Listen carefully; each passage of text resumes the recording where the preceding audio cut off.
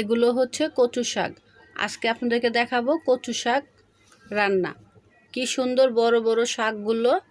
এগুলো এখন ভালো করে বেছে ধুয়ে নিয়েছি। এই যে চুলায় সিদ্ধ দিয়েছি, সাথে দিচ্ছি হলুদ, কাঁচামরিচ, লবণ দিয়ে এগুলো সিদ্ধ হতে দিব।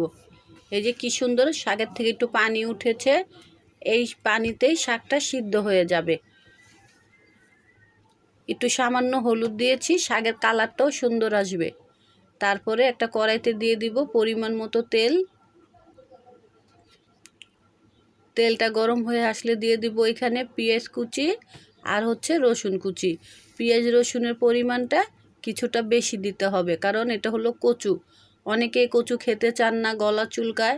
আমার মতো করে রান্না করবেন, দেখবেন একদম গলা চুলকাবে না। আমি কিন্তু এখানে কোনো মশলা অ্যাড করিনি, শুধু হলুদ, মরিচ, পেঁয়াজ, রসুন। একদম অনায়াসে 3 প্লেট ভাত খেতে পারবেন। এই যে না, আমার সিদ্ধ করা শাকটা এখন এই যে লাল হয়ে গেল, আমার পেঁয়াজটা এখানে ঢেলে দিচ্ছি। দিয়ে ভালো করে নেড়ে চেড়ে একদম পানিটা যখন শুকনো শুকনো হয়ে আসবে, তখন এটাকে নামিয়ে ফেলবেন। আমার কচু শাক রান্নাটা কীরকম হয়েছে, ভালো লাগলে বাসায় ট্রাই করবেন। অবশ্যই কমেন্টে জানাবেন যে অল্প মশলা রেসিপি কীরকম হয়। দেখেন কত সুন্দর একটা কালারফুল শাক ভাজি হয়েছে। দেখতে যত সুন্দর, খেতেও অনেকটাই মজা। আশা করি ভালো লাগবে। আল্লাহ হাফেজ।